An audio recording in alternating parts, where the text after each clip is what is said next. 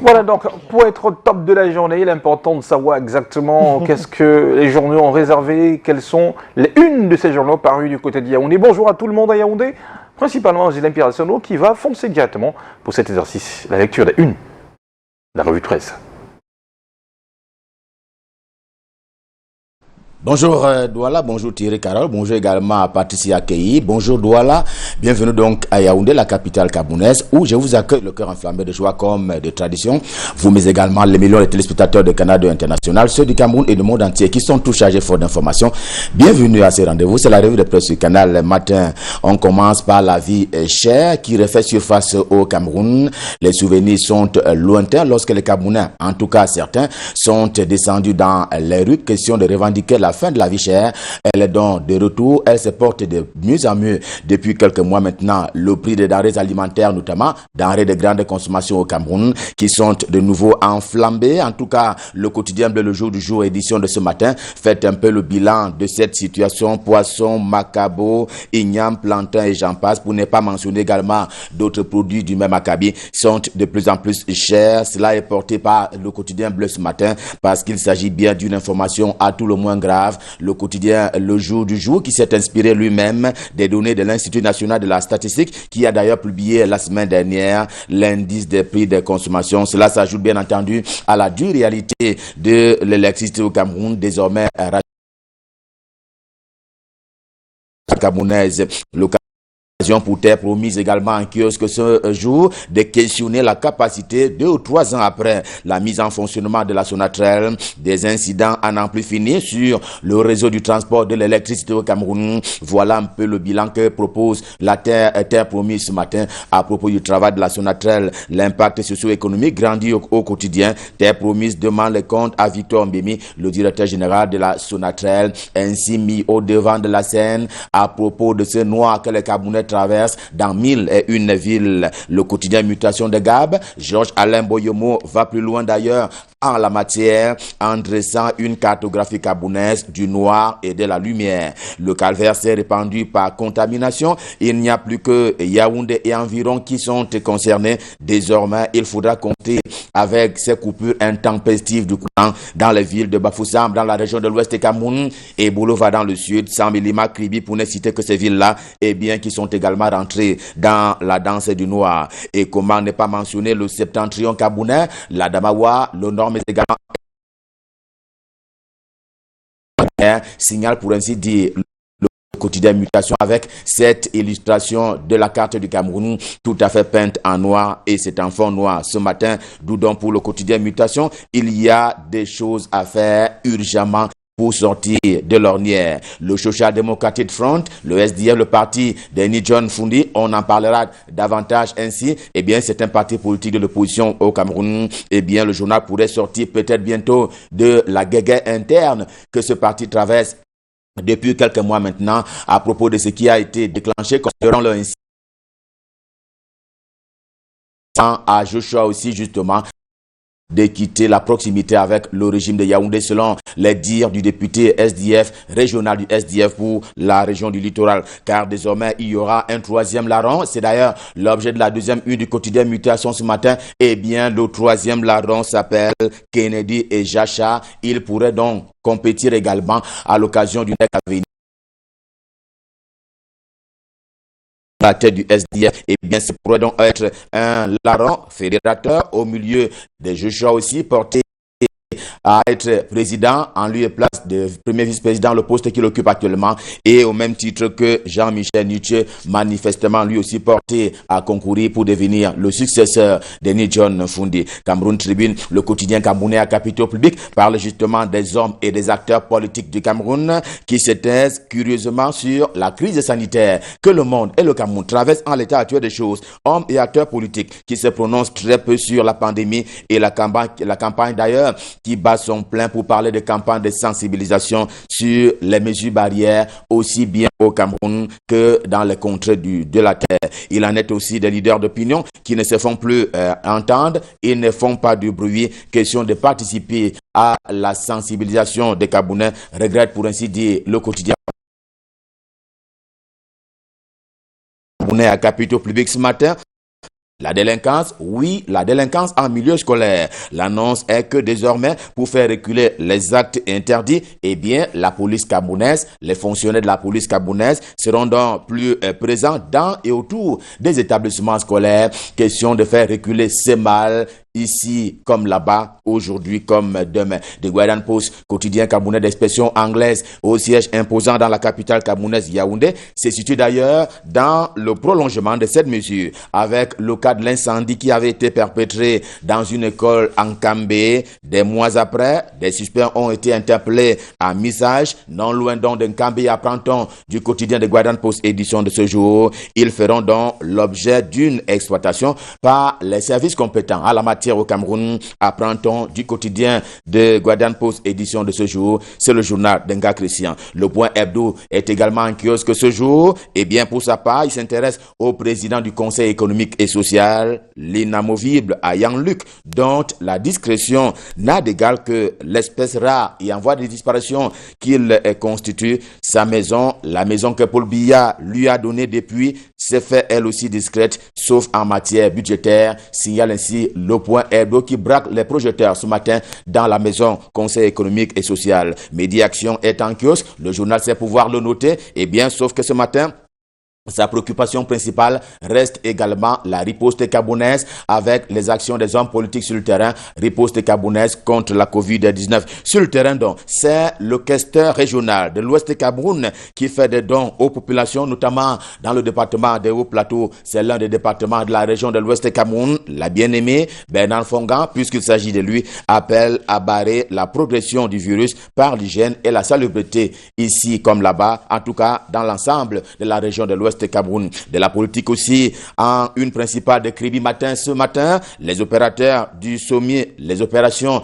du sommier politique qui sont d'ailleurs en cours et qui devraient s'achever d'ici à quelques heures pour ce qui est du RDPC, le Rassemblement démocratique du peuple camerounais, qui crée ainsi de la joie et aussi de l'émoi, des conflits parfois ouverts qui alimentent la validation du processus. Le cadre de Kribi deuxième est signalé ce matin par le journal qui sait du reste pouvoir compter sur le doigté et le tact du ministre Jules Doré Ndongo pour réconcilier les cœurs et ainsi mettre au devant de la scène l'intérêt, le seul intérêt du parti, le RDPC. Kribi ou le port, lui aussi se porte bien. Le journal Kribi Matin reparle ce matin de Jean-Célestin Ouattat. Il s'agit d'un industriel camerounais qui a donc alimenté chaque année la consommation nationale et même sous-régionale à hauteur de 100 000 bêtes tous les ans, d'où donc la reconnaissance de la nation ainsi que le signal Kribi Matin encore ce matin. Eco News parle économie, le journal est en kiosque, il parle également de cette série qu'il a engagée depuis quelques semaines maintenant concernant justement Eni au Cameroun avec les conséquences on ne peut plus néfastes de ces coupures intempestives d'électricité au Cameroun. Il fait savoir, lui le journal, que des associations de défense des droits des consommateurs sont en l'état actuel des choses en train donc de se constituer question d'ester en justice contre Eni au Cameroun. L'économie quotidienne pendant ce temps exalte les retombées positives de la coopération entre Beijing et Yaoundé, entre la Chine et le Cameroun, une coopération qui est donc célébrée cette année encore. On parle d'une célébration de 50 ans de noces avec notamment l'effet que l'on sait avec les conséquences et les retombées positives sur le Cameroun. Info Matin, c'est le journal de Dieudonné Nveng. Le journal a plutôt ce matin le sentiment qu'il y a un travail de fond et fort appréciable qui s'opère notamment dans le secteur agricole et précisément le cacao, et bien puisque le ministre du Commerce, Luc Magua-Mbarga Tagana, pour prendre cet exemple-là, encourage les acteurs du secteur par la gratification et c'était le cas récemment encore dans le département de la Leki, l'un des 10 départements de la région du centre Cameroun. Luc Magua-Mbarga Tagana a donc remis 115 millions de francs CFA aux 10 producteurs, 14 111 au total. C'était d'ailleurs un don présidentiel qui a été transmis par les bons soins de ce membre du gouvernement, signale pour ainsi dire Info Matin ce matin. Sa presse est également en kiosque. Le journal de Stephen Joe s'est prête au jeu de la norme avec l'offensive, une nouvelle offensive que lance la Nord à Douala, la capitale économique du Cameroun dès ce jour. Eh bien, l'objectif étant, comme d'habitude, la mise à la disposition de produits de qualité sur l'ensemble du marché camerounais et même des pays voisins tels que le signale le journal. Pour parler du cas du Tchad, Tchad ou encore de la République centrafricaine, d'où donc la sensibilisation permanente des opérateurs économiques, comme cela s'en va être le cas une fois encore ce matin du côté de Douala. Le quotidien Émergence est en kiosque, il se signale à l'instant par la lutte contre la Covid-19, le fait étant que les chiffres, oui, les chiffres sont en nette croissance au Cameroun, il faut le dire, pas pour le plaisir de le dire. Le variant Covid-19 de 2021 est plus dangereux que le précédent, les nouvelles ne sont pas bonnes, ceci est d'ailleurs une interpellation que le journal formule à l'adresse des populations camerounaises, question de leur demander de faire plus attention et de respecter strictement les mesures barrières édictées par l'OMS, l'Organisation mondiale de la santé d'une part et le gouvernement de la République en particulier. Et elles devraient donc collaborer, ces populations-là, avec la sensibilisation policière qui va donc aller grandissante, notamment pour ce qui est des transports, les transports en commun. La police, dont le régional pour le Sud, a donc pris fonction. New Star en kiosque également ce matin installe pour ainsi dire Nicolas Zombam à son tour dans la presse en dressant son portrait, en dressant ses qualités pour assurer la sécurité des hommes et des biens sur l'ensemble du territoire de la région du Sud Cameroun, dont il a donc compétence. Il a donc le profil de l'emploi, si l'on s'en tient à François Bikoro, qui a donc été rencontré par le journal et qui apprécie pour ainsi dire l'arrivée de cet homme, ce grand homme à la tête de la police pour la région du Sud. Et puis, on l'apprend à l'instant, ce qu'on attendait est déjà là. Réalité, le quotidien de Paul Ngouaré Kindi est en kiosque. Le journal martèle que le gouvernement est prêt. Il ne reste que sa publication. Premier trait de ce gouvernement dont Paul Ngouaré Kindi a manifestement copié, eh bien, l'effectif actuel est maintenu. Ensuite, quelques anciens quittent l'appareil. Quelques anciens, puisque les notables vont rester si l'on s'en tient aux explications de réalité. Enfin, le casting de Paul Biya, dit du journal, tient compte des contrées jusque-là oubliées. Le gouvernement est donc prêt. Il est prêt selon le quotidien réalité de Paul Ngouaré Kindi. Revue de presse, Made in Yaoundé Stop Fin. Évidemment, c'est le cœur enflammé de joie que nous vous avons servi. Prochain rendez-vous demain quand il sera 7h. Pour le moment, je vous invite à aller du côté de Douala pour retrouver l'homme à l'adresse particulière. J'ai nommé Michael Chiptio. Je m'en vais lui passer le pouvoir pour la suite et la fin de la revue de presse. Bonjour Michael, c'est à vous, à Douala. Bonjour Ghislain Pierre et la suite à Douala avec la nouvelle expression qui nous parle de Covid-19 avec des tests portés disparus à l'aéroport international de Douala. C'est une situation signalée par le journal La Nouvelle Expression en kiosque aujourd'hui qui parle de vendredi dernier où il y a eu des délégations ou des vols arrivés à l'aéroport international de Douala avec des passagers. Ces passagers se sont vus repartis sans passer par les tests obligatoires comme prévoit la réglementation. La délégation rwandaise, par exemple, arrivée au Cameroun vendredi pour préparer la rencontre comptant pour la 6e journée des éliminatoires de la CAN 2022 qui se joue au Cameroun à partir de janvier 2022, n'a pas fait de test Covid à l'aéroport international de Douala comme l'exige la réglementation en la matière. Une situation non seulement incompréhensible, mais surtout préjudiciable à la santé de tous les Camerounais, surtout en ce moment où la pandémie a repris droit de citer et terrorise le monde entier et le Cameroun avec, en fait, des informations en provenance de l'aéroport de Douala et particulièrement de certaines sources proches de l'équipe médicale chargée de tester tous les passagers en partance ou débarquant à Douala. Les kits étaient finis au moment où cet avion conduisant la délégation rwandaise est arrivé. Et le journal de signaler que si le ministère de la Santé publique ou alors le gouvernement peut retrouver les membres de cette délégation rwandaise, il sera donc difficile de retrouver tous les autres passagers qui se trouvaient dans cet avion. Et si l'absence des kits à l'aéroport de Douala à l'arrivée de la délégation rwandaise a fait grand bruit, il y a lieu de reconnaître que ce n'est pas la première fois. La rupture des tests Covid sont souvent récurrents dans les centres de dépistage à travers le pays. Signale Hervé Via Djele 2, la nouvelle expression aujourd'hui. Le journal qui parle aussi de ces tests, ces vaccins plutôt. Les noms des vaccins qui devraient être administrés au Cameroun, le gouvernement pourrait avoir recours à au moins 3 vaccins dans le cadre de son plan national de vaccination. Il n'y a pas un seul vaccin qui a été adopté. Le conseil scientifique et le NITAG, le conseil scientifique et le NITAG ont proposé un lot de vaccins, notamment AstraZeneca, Sputnik V et Sinopharm, a déclaré jeudi dernier le ministre de la Santé publique, Manaouda Malachi. Le Cameroun n'a par précaution suspendu le vaccin suédo-britannique AstraZeneca en raison des effets indésirables présumés constatés chez les personnes qui avaient été vaccinées le 18 mars dernier. Cependant, le 19 mars précisément, le Fonds d'investissement direct de Russie a annoncé que le Cameroun a approuvé son vaccin Sputnik V, ce qu'a confirmé le ministère de la Santé publique en fin de semaine dernière. Mais les termes de l'accord entre les deux parties ne sont pas publiquement connus jusqu'ici. À côté de cela, il faut ajouter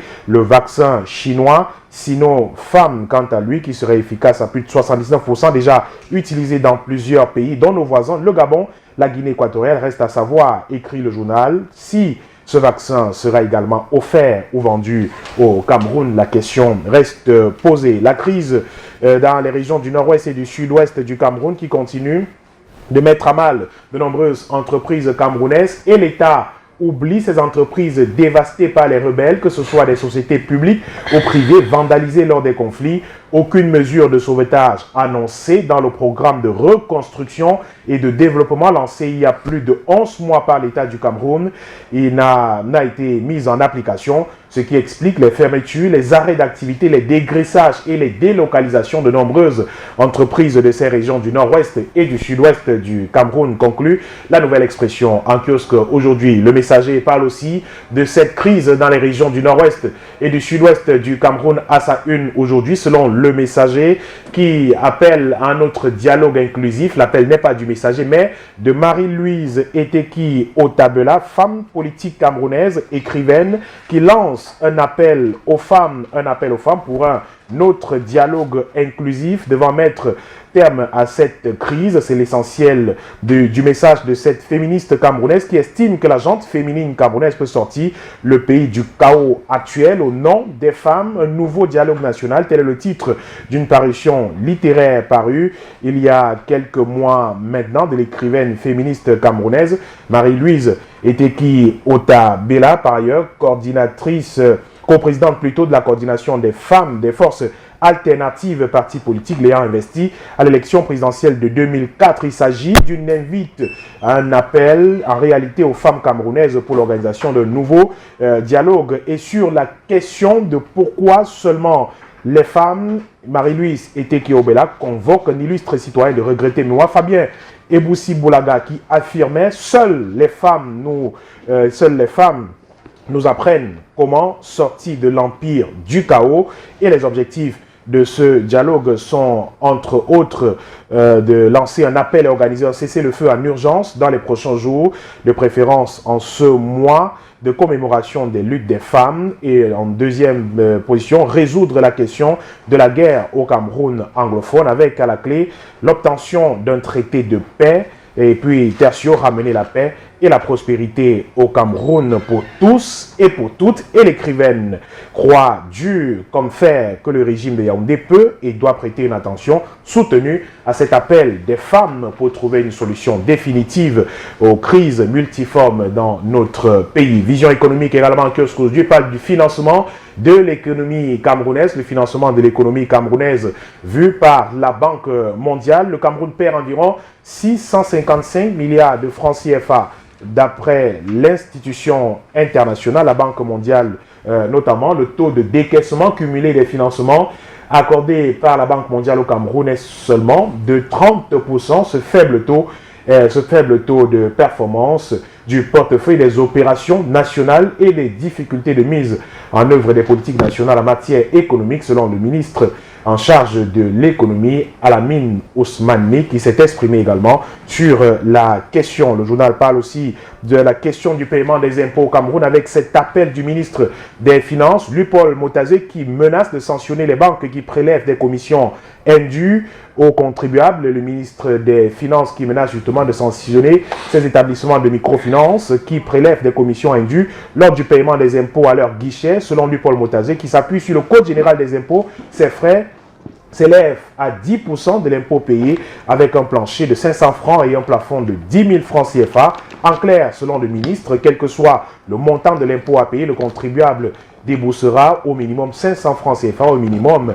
1000 francs CFA au titre des frais bancaires. Il invite par conséquent les établissements bancaires de microfinance à s'en tenir strictement à ces conditions tarifaires sous peine de sanctions prévues par le Code général des impôts, à savoir une amende correspondant à un montant des sommes excédentaires facturées, prévient le ministre des Finances. Et l'affaire Comessi également dans les colonnes de Vision économique en kiosque aujourd'hui, avec le liquidateur qui donne 60 jours aux épargnants pour produire les justificatifs de leur dépôt. Dans un communiqué publié la semaine dernière, ce liquidateur interpelle les nombreux clients à se prononcer avant la fin de ce mois, écrit le journal Vision économique. La Cloche qui parle aussi des questions économiques et plus particulièrement d'énergie électrique au Cameroun. Le journal La Cloche qui évoque cette sortie de Gaston Elundu Essomba, le ministre de l'eau et de l'énergie, qui a fait une sortie il y a quelques jours au sujet de la fourniture de l'énergie électrique au Cameroun, avec des ruptures, de nombreux délestages, ruptures d'énergie électrique constatées dans plusieurs villes du pays. Et Gaston Elundu Essomba qui a fait le tour du parc technique du réseau interconnecté Nord il y a quelques jours avant d'avoir une importante séance de travail avec la chaîne et les acteurs de la production de l'énergie dans le septentrion. La centrale électrique de Djaboutou a constitué le point d'orgue de cette visite du fait de son importance sur le réseau, et il a lancé, le ministre, qui a une quinzaine de machines actuellement en arrêt pour des raisons de maintenance, des pièces de rechange qui doivent être utilisées pour remettre en service. Ces groupes ne sont pas arrivés à temps au Cameroun. Un retard dû à la pandémie du Covid-19. Voilà des faits qui peuvent expliquer cette perturbation observée sur le réseau électrique, notamment interconnecté Nord, et le ministre qui rassure du retour à la normale dans cette partie du pays et dans le Cameroun en général. Ces propos sont à retrouver dans le journal La Cloche hebdomadaire en kiosque aujourd'hui. Et la question du mouvement franquiste se pose encore dans le journal La Cloche en kiosque aujourd'hui, qui donne la parole à Joseph Feuthieu, l'ancien pilote du président de la République, qui parle d'Olivier Emmanuel Franck Biya, son point de vue au sujet de ce qui se dit autour du jeune Franck Biya relativement à son ascension à la magistrature suprême. Reste qu'il a le profil de l'emploi. Il n'a certes pas occupé des postes de responsabilité dans l'appareil de l'État, il n'a pas occupé de fonctions ministérielles, mais il est mieux que plusieurs membres du gouvernement actuellement, lance Joseph Feuthieu dans les colonnes de ce journal, qui parle aussi des atouts que présente le mouvement franquiste pour Franck Biya sur la question de l'accession à la magistrature suprême au Cameroun. On termine avec la revue de l'économie rurale, Agric-Info en kiosque ce jour, qui parle du café camerounais. Le café d'exportation va-t-il disparaître au Cameroun? Le journal revient sur les nombreuses péripéties suivies par le café d'exportation au Cameroun, le commerce du café en général, comment il se porte dans notre pays. La volatilité des prix du café est due au comportement des acteurs du marché boursier. Le journal cite et donne des détails sur cette question, interpelle également le gouvernement pour mettre de l'ordre dans le secteur, et également des clés pour entreprendre dans les colonnes du même journal ce jour, pour entreprendre notamment au sujet du poulet, comment élever justement du poulet, la production du poulet de chair en 45 jours, mode d'emploi, questions, réponses et des clés pour comprendre la production du poulet et à faible coût d'ailleurs au Cameroun. C'est à retrouver dans la revue de l'économie rurale, Agric-Info également, en kiosque ce mardi. Voilà donc qui fait la une des journaux ce matin, avec vous naturellement Michael Tipio, parlant de compréhension d'ailleurs. Il y a quelque chose qui me dépasse un petit peu. Comment peut-on justifier, comment peut-on arriver à cette situation où, on se souvient encore vendredi dernier, vous l'avez bien dit dans le journal La Nouvelle Expression, on parle naturellement de ces kits de tests de Covid qui sont portés disparus à l'aéroport international de Douala. Et avec la disparition de ces tests de Covid, eh bien, les passagers à bord du vol, en provenance du Rwanda, je pense, sont descendus comme ça tranquillement, ont disparu tranquillement sans avoir fait le test. Et quand on parle de la montée en puissance du Covid, qu'est-ce qui peut justifier ça? C'est une curiosité, Cyril. C'est une grosse curiosité, oui. Je ne sais pas quoi vous répondre naturellement. Je crois qu'on est un peu tous un peu dépassés d'apprendre ce type de nouvelles. C'est des choses qu'on ne devrait pas entendre, surtout pas en cette période où on parle justement de cette montée vertigineuse de cette maladie dans notre pays, avec le virus qui se répand à une vitesse exponentielle, si l'on s'en tient aux chiffres qui nous sont communiqués tous les jours par le ministère de la Santé publique, mais que l'on en arrive à apprendre qu'une délégation est arrivée au Cameroun, qu'un vol a atterri à l'aéroport international de Douala et que tous les passagers sont repartis simplement comme ça, sans être testés, comme prévoit la réglementation en la matière. C'est quelque chose d'extrêmement curieux, vraiment. Et je voudrais rappeler avec vous que ce n'est pas la première fois. Souvenez-vous, au tout début de cette pandémie, en mars 2020, les premiers passagers, les premières personnes qui sont venues de l'Hexagone sont arrivés à l'aéroport de Douala et sont repartis chacun à la maison et tout.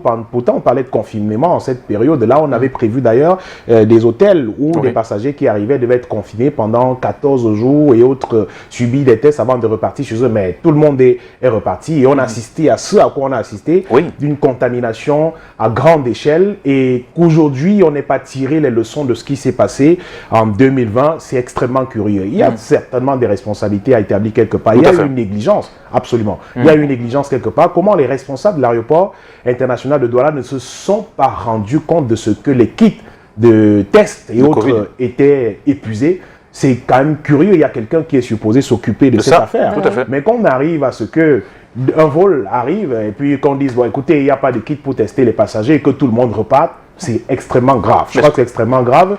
Et si l'on peut justement retrouver, parce qu'il faut rappeler que l'équipe nationale du Rwanda est en terre camerounaise en ce moment, et les joueurs rwandais justement étaient dans ce vol qui est arrivé à l'aéroport international de Douala. Si on peut les retrouver, parce qu'ils sont certainement logés dans un hôtel de Douala, ce qui est possible, mais comment faisons-nous pour retrouver tous les autres passagers qui étaient dans ce vol?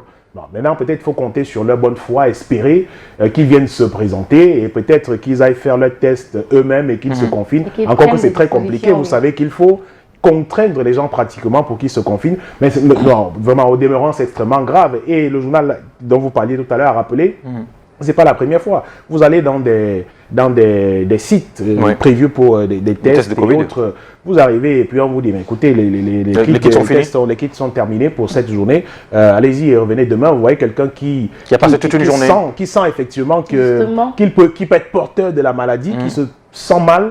Mais on lui demande de retourner chez vous. Vous imaginez combien de personnes la personne peut contaminer avant de revenir 2-3 jours plus tard pour avoir la possibilité d'avoir accès à un kit. Non, mais je crois que c'est des choses qu'on devrait organiser. On ne peut pas nous rabâcher les oreilles tous les jours en nous disant, écoutez, mettez les masques, restez chez vous, c'est extrêmement grave. Et avoir affaire à ce type de négligence, de petite négligence. Pour ma part, ce n'est que de la négligence, parce que je ne trouve pas ce qui peut expliquer que, logiquement, on puisse manquer des kits, qu'il y ait des ruptures de kits dans des centres agréés comme cela, et plus encore à l'aéroport international. Alors où les gens qui viennent de l'extérieur et autres parfois qui viennent des pays qui sont extrêmement contaminés. Non, mais c'est assez grave. Mais surtout qu'avant qu'un vol n'atterrisse, vous avez déjà le nom de l'avion qui va atterrir, vous connaissez le nom des passagers. Vous savez qu'il y a des passagers vous savez le nom des passagers qui est à bord. Donc vous avez le temps naturellement, puisque vous avez le temps d'alerter le ministère de la Santé qui devrait mettre à votre disposition des kits.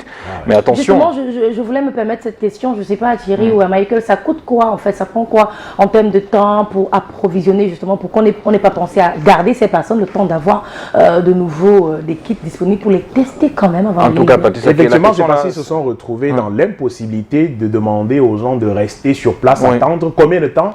Eux-mêmes, je suis sûr qu'ils ne savaient pas.